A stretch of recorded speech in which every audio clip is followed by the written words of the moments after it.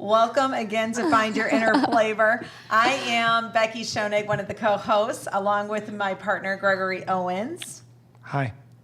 He's very quiet.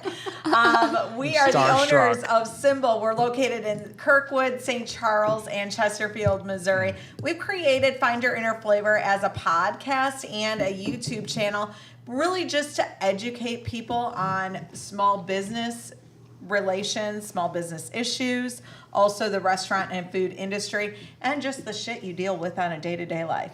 So welcome, everybody. And today joining us is Komblu, our sponsor. Woo! Andria and Sequoia, welcome. Hi. Thank you. Oh, we've got a little dancer. Go dancer. If you were here at the Gaslight, you would see all the entertainment we get while we're recording this show. And Carrie was just out there. Yeah, it's like we're all, you would think we're in a strip club and there's windows there or something like that. Okay, so let's talk Komblu Kombucha.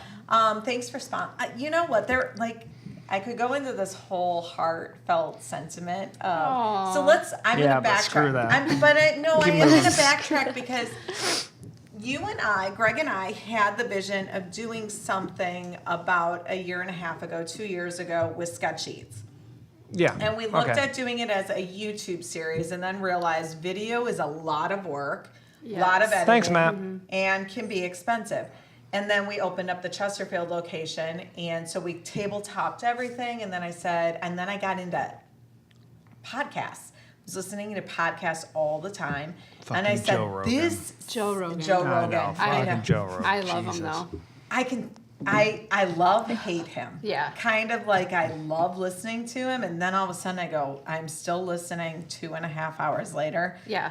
And you've said the same shit. Yeah. I know. So anyway, we then bought our own podcast equipment because it was something that I felt we could manage, we could do, was inexpensive, all this other stuff. We started doing recordings in our restaurants, bringing in people, building some content. And then the feedback was always the sound isn't all that great. And I get it. I'm like going, no, it's not. Oh, it was 100% raw. Yeah, I mean we were just right there in a restaurant. And then I saw this video that Gaslight did. And they were doing these recordings of music in a sound studio that piped into a bar. And I'm looking at this video and I'm going, this is amazing. This is awesome. They're on the edge of what's going on. And I go, if they have a recording studio that can do music, they can do a podcast. So I reached out to JB and I said, hey, I have this podcast concept. I want to do this. Came in, toured the facility. He gave us a price. And I'm like, well, that's not that expensive. I can find a sponsor to do this, and made it manageable. And then you we and find I. a sucker. So then you and I, Andrea and I, we've created a really cool relationship. We have. I'm just going to say that. And you and I say, let's meet, let's brainstorm, let's talk about some things. And you're sitting there and I'm going, and I'm excited. I'm like going, so this is where I'm at, blah, blah, blah, blah. And you look at me and you go, well, why don't I sponsor it? And I go, well, I wasn't really pitching you to sponsor our podcast. And you go, yeah, but I want to. Like, this is what I think. That's how it goes. Yeah. And I go, okay, let's go. Mm-hmm. Like, this is how easy. And I go down that path. And I think that's kind of what we were talking about in the last episode is, you have to say yes when the signs show up, and you just have to keep moving forward. And follow your gut when you know it's right. Yeah. So let's talk about your first experience coming in and pitching us with Komblu. Oh, did you? I didn't really. It was my business partner that did. Yeah, and she came to me and told me about you guys. And I was apprehensive at first because I didn't feel like we were in a place where we were good enough. And that was back in the day. And then once I met you, I realized how perfect it was. I think it was still so we lowered the bar for you. That we were saying, wait a minute, these guys. We're not here yet. We can be here. I think it's because, I always tell everybody when we first launched, I needed time to process where it was that we were going to go. And we didn't have that time. It was like right when we launched, we went into full demand. And so when you guys came up, I had such a high level of respect for you guys. And I'm like, I don't know. I haven't really figured out my mistakes. And puppy dog eyes. yeah, I needed to get at a place where I felt secure enough doing that with you guys. But I knew it was now or never.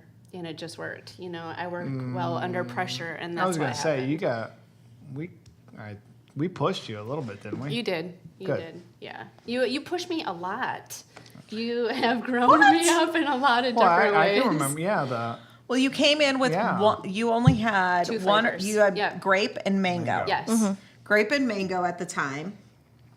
And here's the thing. Hey, we haven't actually introduced them, though. Oh, yeah, this is Andria. Sorry.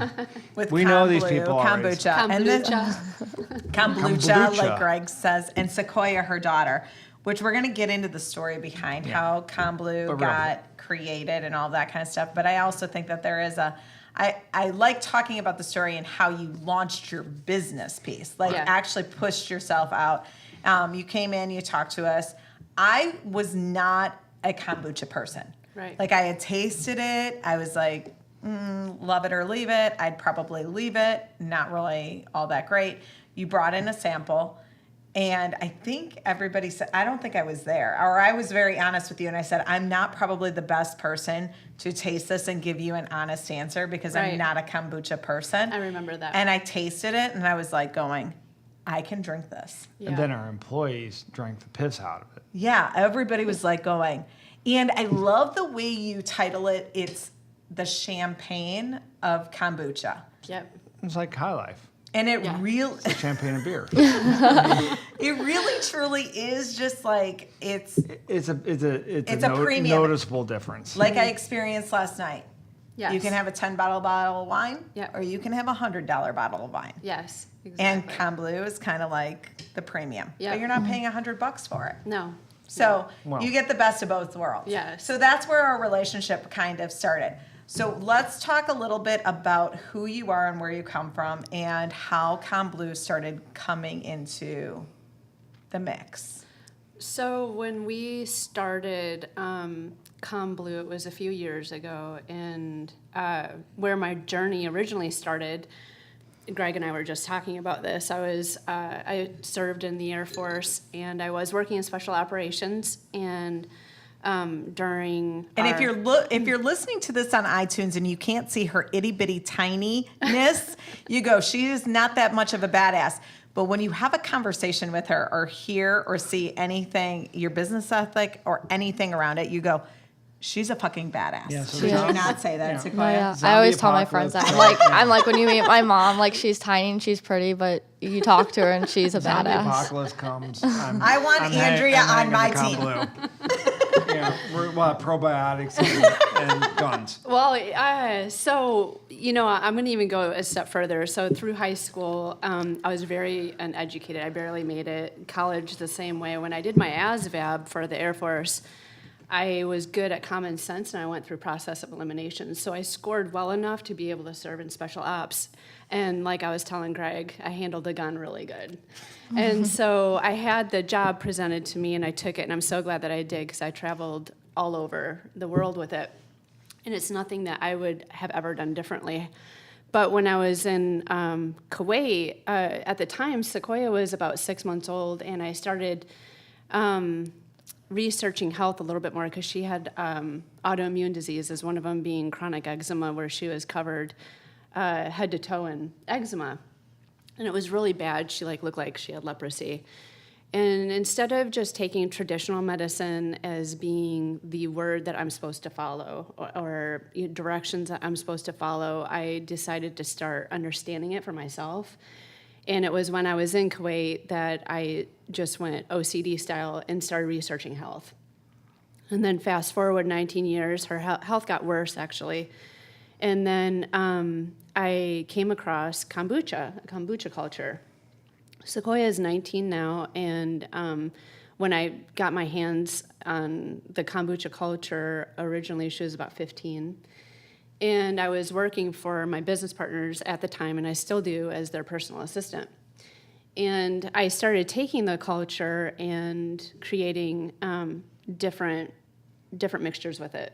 of different types of tea and different ideas that I had to describe what the culture is. When you say culture, what does that mean? So the culture is a bacteria. You know, I always tell people when you think of probiotics, like in yogurt and stuff, you're always getting the end result. But leading up to that point, you're always dealing with a culture, which is good bacteria and good yeast. You need both.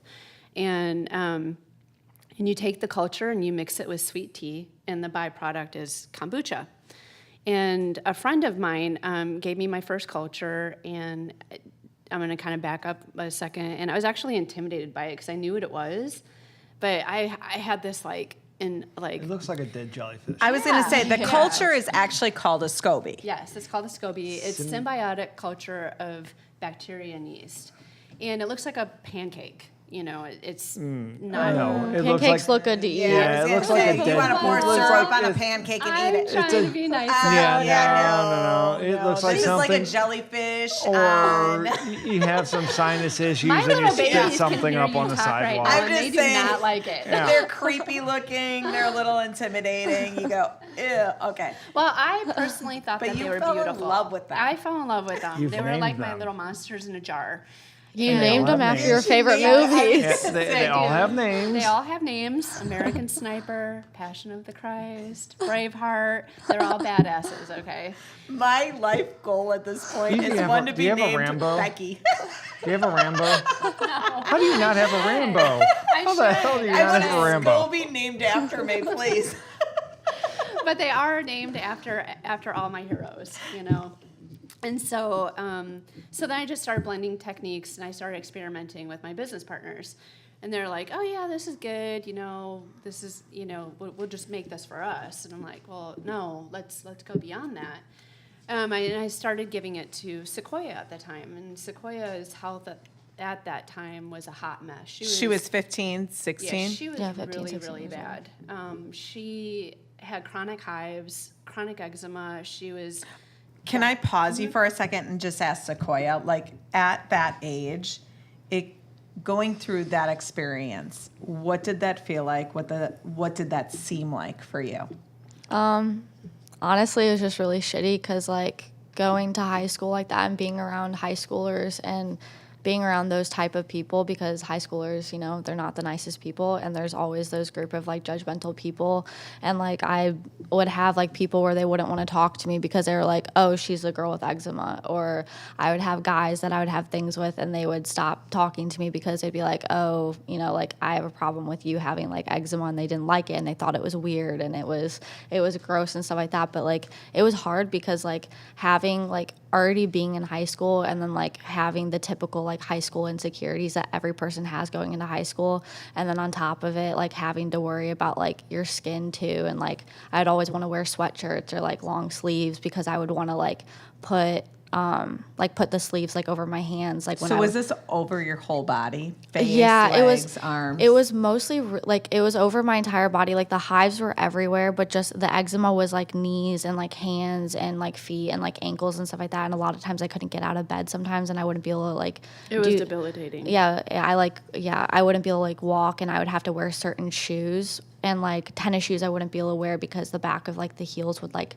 go up against, like, my ankle, so I wouldn't be able to walk. So I'd have to wear, like, certain, like, type of shoes in order And for to be able you, to walk. you had no idea where this was coming from. You didn't know how to manage or control it. Yeah, no, it was really hard, and just being, like, around those type of people, it was really difficult. But, like, I got on, like, I started drinking kombucha, and then we found this one doctor in the UK, and we started going on medication for that, and then I started healing, and, like, I'm a lot better now, and, like, I don't have eczema anymore. Like, I'll get, like, little spots, like, here and there sometimes, but, like, it's not debilitating, and, like, I can walk now, and, like, I don't have to worry about, you know, wearing long sleeves and, like, people being like, and, like, me feeling like that insecure feeling. And how old are you now? 19. And you were 15, 16, and this was, at 15, 16, you were covered in it, not feeling really comfortable. No, not all that. comfortable in my And you skin. come sit in here with me, and we're getting ready, and we're getting set up for this podcast, and I look at you, and I go, you're so pretty. Like, your skin is so beautiful. And you almost, like, shut down, and you got a little embarrassed, and you go, thank you. But because you're so not used, you shared that with us before we started recording. You're not used to hearing that, or if you hear that, you think that it's not real. Yeah. Or you have your own self-conscious beliefs behind what it was for 15, 16 years. So what did you experience and learn in regards to how kombucha becomes healing? So through her journey, I had done everything and anything with natural medicine, from acupuncture to diets to this to that. And I always told her, Sequoia's name means strong. And I always told her, because I know my drive, and I always told her, I said, just hold on to my hand, and I'm going to run, and I'm going to run fast. You just hang on. And when we got a hold, because I knew in my heart that Sequoia's name and her story was going to be to help other people. Yeah. And I knew that she was going to have her end. And so when we came across the kombucha culture and she started drinking, it was the first time, it didn't cure her, but it was the first time I had ever seen anything that we had done. Actually, you had a belief? No, I had a relief. Like, that was the first time, like, in a while where I, like, wasn't, every single night, like, where I would have restless sleep. Like, there was, like, most nights where, like, I would just wake up, like, dead tired every single day. I'd always just want to sleep. And, like, at first, like, we thought, like, it was, like, an iron deficiency. And then, like, we started, like, realizing, like, oh, wow, it's just because, like, I literally, like, itch in my sleep. Like, while I'm sleeping, I itch. And then, like, I would wake up and, like, my sheets would sometimes be, like, covered in blood and, like, stuff like that. Like, it was just, like, it was really hard, like, to go through that. We would have to, like, duct tape our hands. And, like, it was really, yeah, and, like, it would be really bad. Like, we tried gloves, like, we tried, like, everything. And then when I started drinking kombucha, it was, like, the first time that, like, I had even, like, the tiniest bit, like, of relief was, like, what I needed. So and, what like, kombucha were you drinking? Were you drinking one? Ours. You were making it. I guess is an intersecting, because I'm the dude here. It's interesting because you're one dude. One. Yeah. Two. And Matt. Yeah, Matt. Matt's behind the cameras. Well, it's here. interesting is because of the podcast and part of what we've begun to believe at the SymBowl restaurants and everything is the food is medicine. It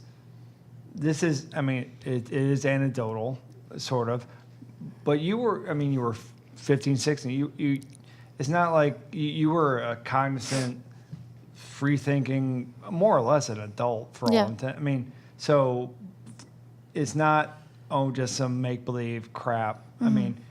You had issues. You started this, and you noticed an improvement. So it's interesting because so much of everything that you hear is sort of hearsay. Well, I think we take for granted that you eat food because you're hungry, and that's the only reason and purpose behind food. Right. And the reality is medicine can't be food. Medicine can't be diet. Well, because medicine nobody's making any extra money off of that piece. Yeah. So you as a young person, but still, obviously you were pretty involved in how you felt. Yeah. You knew something was different now. Okay, so you start discovering and identifying that you're having benefits from it, and you're behind your research and understanding of it, you're making it and giving it to her. So where does it go to the next level?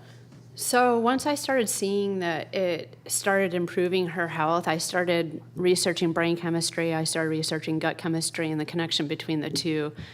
And when Sequoia, I want to just make this one key point, we had her brain chemistry tested, and her serotonin levels were like next to nothing. And the doctors were surprised that she didn't have manic depression. And serotonin is created in your gut. Well, what happens when you take in live foods, such as kombucha or other fermented foods, is it creates a synergy in your gut that sends messages. The brain chemistry is created in your gut, serotonin is, and then it creates these messages that goes then up through your vagus nerve up into your brain, where then another chemical reaction happens. And that is like the key thing for your immune system. Your immune system is in your gut.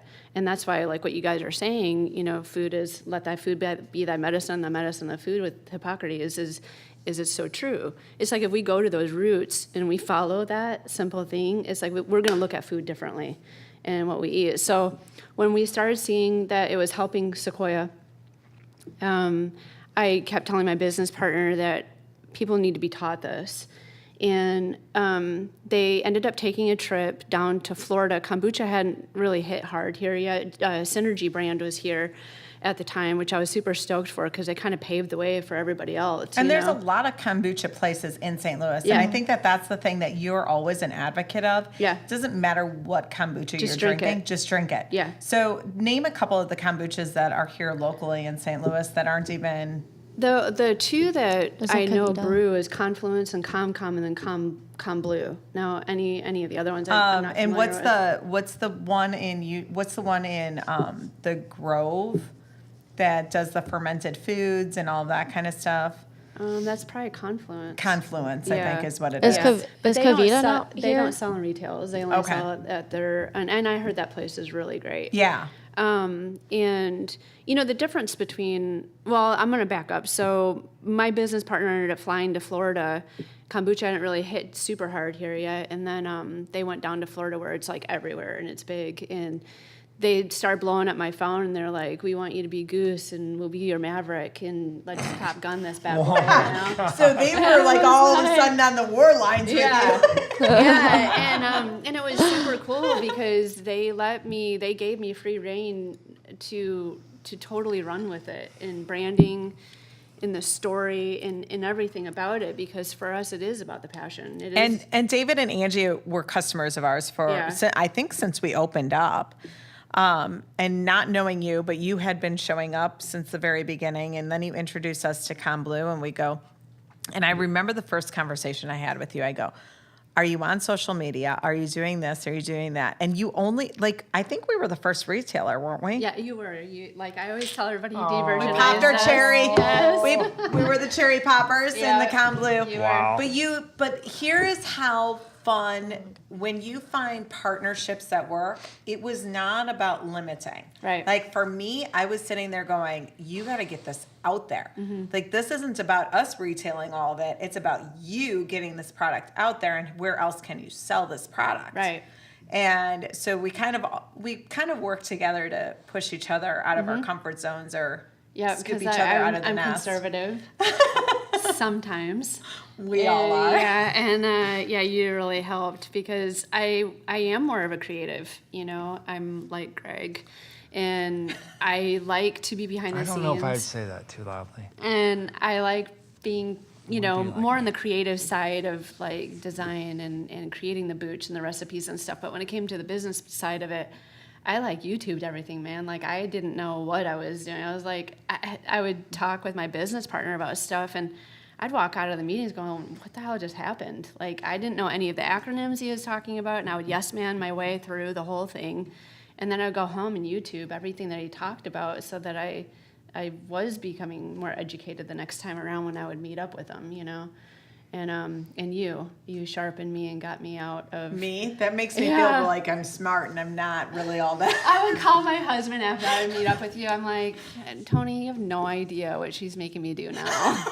And it's not that you were making me, but you set the tone for me because it became a challenge for me to be able to go after the things that you were really passionate about. I was intuitive when those things that you would tell me, they were right. And it was just a matter of going for it. Well, and I think for me, and that's my background is in spiritual intuitive and I read energy. So when I'm listening to somebody like you coming in and talking about kombucha, I'm picking up on where your energy winds up being and I'm going, that's where the passion is at. That's where the purpose is at. And in the end, money isn't the first part of that, but money comes after that. So I'm going to push in those arenas.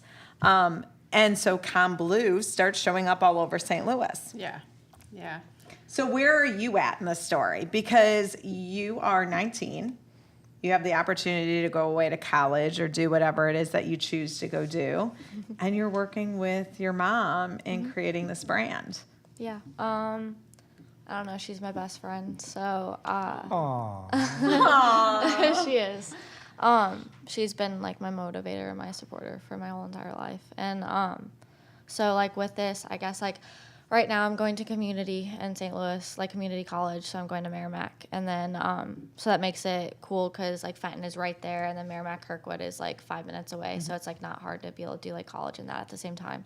But I don't know, just like whenever she first took off with it, like there were like times, where I was like, I don't know where this is gonna go, and like I was kind of like wavering and like my faith in it and stuff like that. But like I knew, because she is a badass, and I just knew that ever since the beginning that like it would take off and that she'd do amazing, and I wanted to be there to like support her through it all. And well, and your mom, when we were talking about doing this, your mom's been like, Sequoia is really the face of this. Sequoia is really the brand of kombucha, and I'm like honored and thrilled because I think this is the first time you guys have showed up in an interview together. The video that you guys did of you skateboarding together, that was fucking badass. The part of her skating was? Okay, when she was skateboarding, I'm like going, who the hell is this? Yeah, she did an ollie. I know. And I'm over there and I'm just like, yeah, I'm going to cruise. She does an ollie. I'm like, okay, I'm not cool. She does an ollie and she gets up and she goes, and it was the hottest. And then I talked to you after. I called you. Like, I get so excited when I see these things and I don't know what's going on behind the scenes. And I get so excited and I'm like calling on the phone and I'm going, oh my God, I had no idea. And this is fucking awesome. And you were, how would I have ever known you were a skateboarder? You're a California girl. Well, I grew up in Southern California, so I was on the half pipe snowboarding.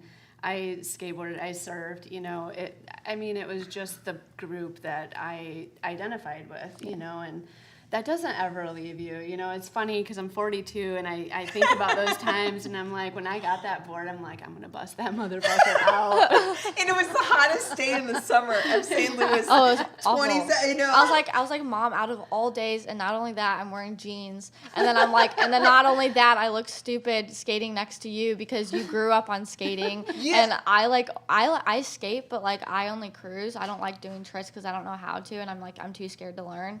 So like I have like my own board at home. Just get your badass mom to teach you a few things. But like she can teach you a few tricks. No, it's just but I only cruise. So like next to her, I was like, no, okay. we balance each other Yeah, out it well. really was a We do. perfect balance. Yeah. Okay, so you started out with grape and mango. Yeah. Now what flavors do you have? And tell us some of the challenges you've had with some of the flavors. I don't want to. It gives me Oh anxiety. no, it gets me excited.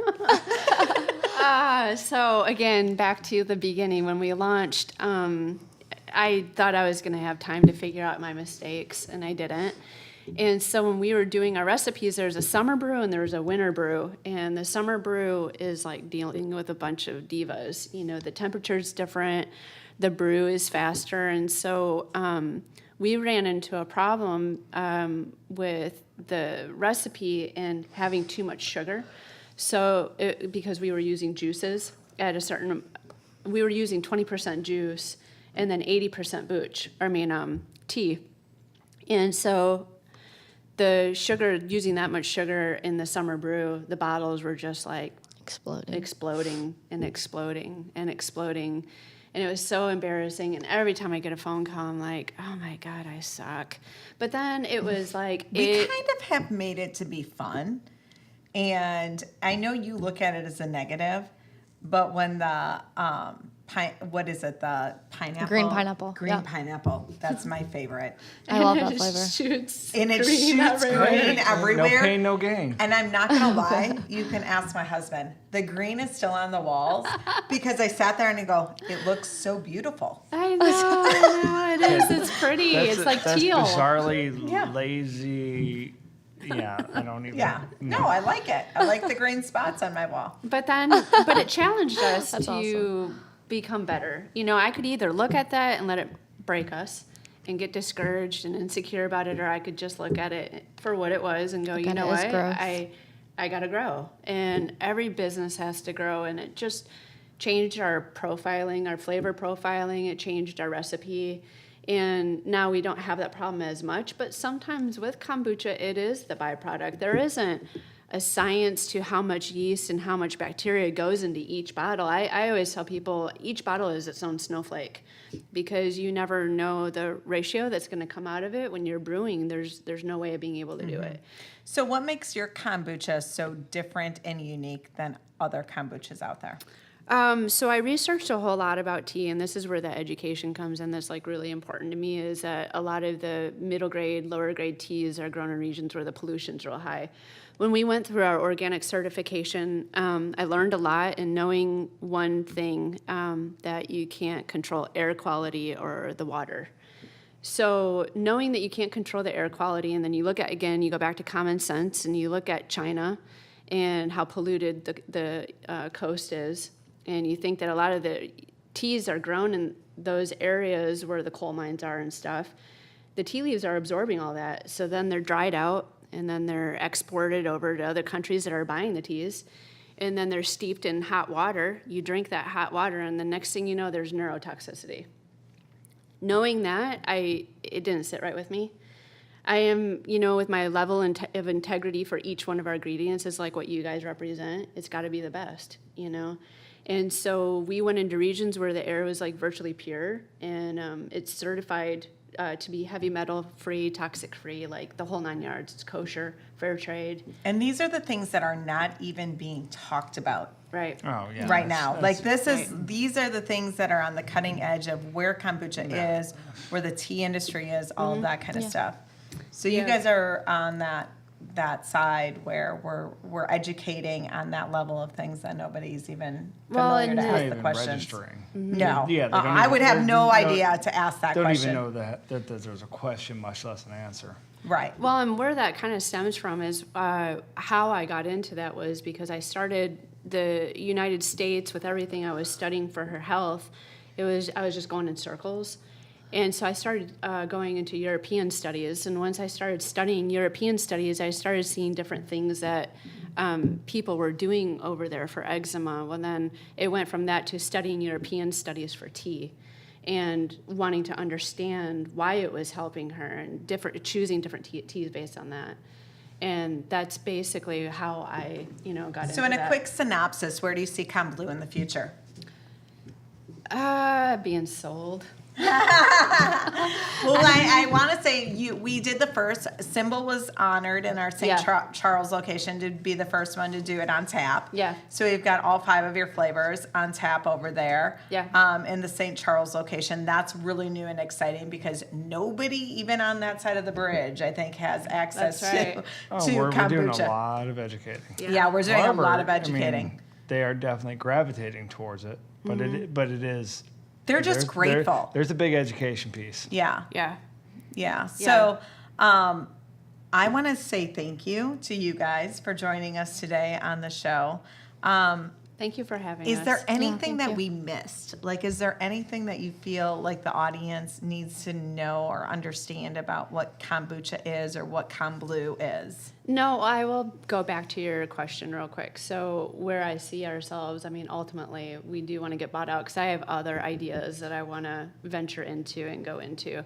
But our first and only goal right now is to get Sequoia's story out. Komblu is just the byproduct of her story. Mm-hmm. I want people to learn from what we went through and learn the shortcuts, if possible, so that people can glean from her testimony and her story. I have one last question for you because this has came up a couple of times. Somebody in recovery, because kombucha has a very small alcohol content to it. Yeah. Somebody in recovery, can they drink kombucha? It's really up to them. You don't taste the alcohol. There are trace amounts of alcohol in it. There's trace amounts of alcohol in anything fermented. But it's like 0.002. So you'd have to drink mad amounts of kombucha, and then by then you'd probably And the feedback that I've gotten from those that are in recovery that probably drank beer more often than not, it's the smell of it alone that reminds them of back then. So here's the thing. The reality is that everybody's drinking it, no matter what age you are. Yep. It's safe for you to drink it. It's finding a flavor that you like and that you enjoy, and Komblu has been a good fit in a lot of those areas. So what are your flavors? You've got 5 right now. 7. 7? Yeah, Wait a minute. We have 7. Am I We have missing? 6 on tap. And 6 it's on the tap, yeah. strawberry that's It's a not. strawberry that's not. Oh, because it's that's too thick. right. Yeah. It's cherry, strawberry, ginger, grape, mango, strawberry. citrus, Sure. and then what's the Green other one? pineapple. Green Pineapple, pineapple, algae. Green pineapple, yeah. Yeah, green That's my pineapple. favorite. Yeah. I know. Root beer, we tried it. Didn't Like it. Yeah. Yeah, it's off. It's out of there. I'll tell you though, we had a following. I know Oh, there you were did. some. Man, There were I had some that some were like people going, calling me up, "What? like, Where's the root yeah. beer at?" I know. You always wind up getting that. No. Like, seriously? So I want to thank Komblu, Andria, and Sequoia for being the sponsor of Find Your Inner Flavor. The first 3 recordings, so that makes it 9 episodes. Yeah. And Yeah, you thank you were very even much for one your of those support. that was kind of like, you don't have to interview me. And I'm like going, I love you and I course. love the story. Yeah. Like that's what's more important and Well, more and the valuable. And then I product. said, oh, The it'll be on product's good, too. YouTube. Yeah. And she I'm goes, just saying. we're on. Can I add something really quick? Yeah.